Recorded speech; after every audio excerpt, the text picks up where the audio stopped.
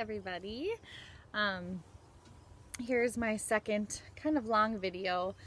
This one might be a little bit longer. Like I said, I wanted to do a little bit shorter videos, but this one might be a little bit longer than expected because I'm going to be diving into hormones, and this is a very packed topic. Honestly, I think I should do a class on this just because there's so much information. So I'm just going to share quick information and then maybe just dive in deeper and see how many people would actually be interested in like a happy hormones class, because I just want our bodies to be balanced hormonally, and that is something that I've struggled with. I've struggled with for the past, oh my gosh, probably like 10-15 years, 20 years probably. I'll share a little bit about my story right away. And I shared a little bit about my birthing story, I think, but before Brantley, there was actually a mass found in my uterus, and there was cysts on my ovaries. So I was on a nasty birth control because I had a lot of menstrual cramps and menstrual pain. And the doctors just decided to put me on a birth control, which I was like, sweet, sounds good, I don't care. I didn't really know the difference then.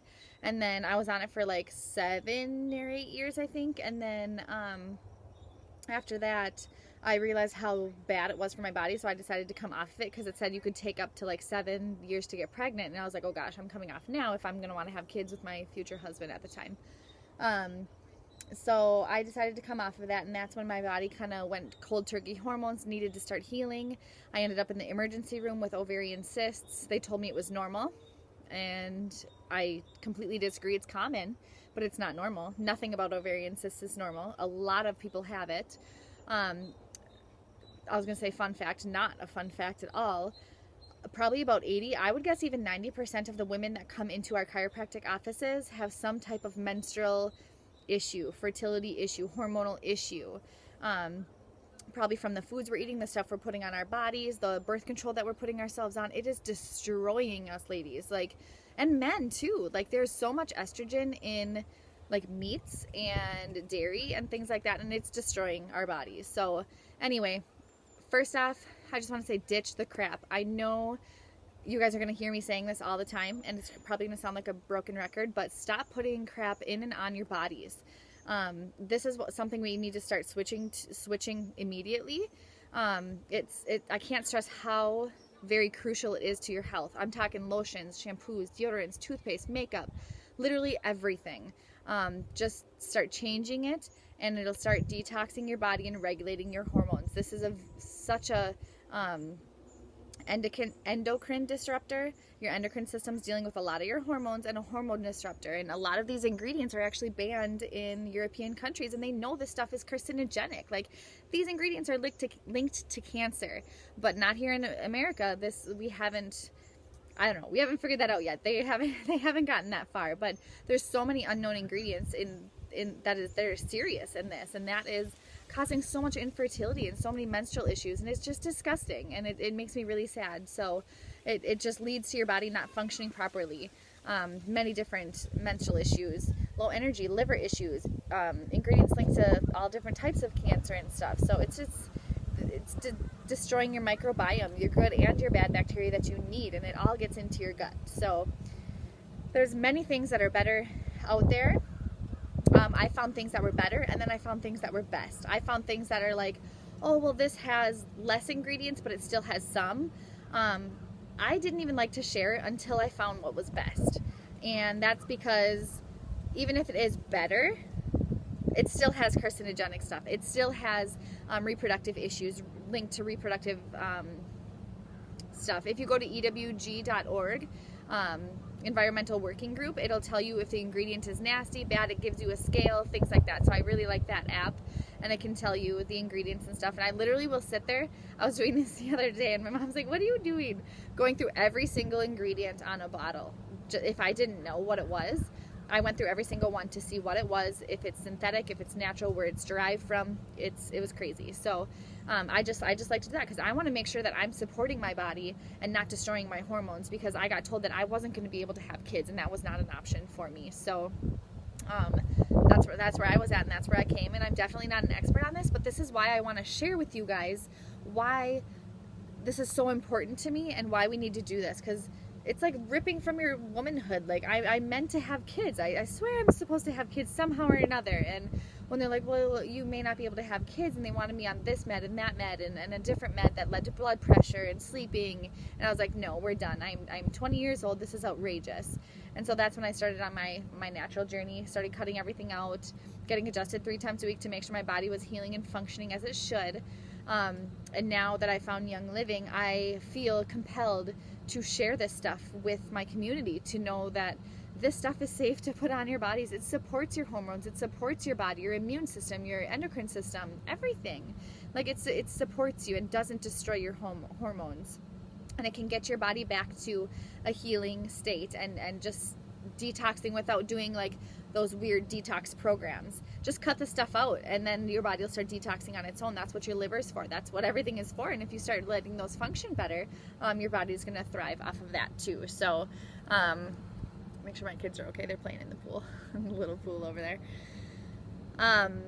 There's many different things that can support our hormones, and many different symptoms that we experience, specific things. So also for each stage of your cycle, I get so excited about this. Like, it's so weird, but I don't know. I love talking to hormones, menstrual cycle. Sorry guys.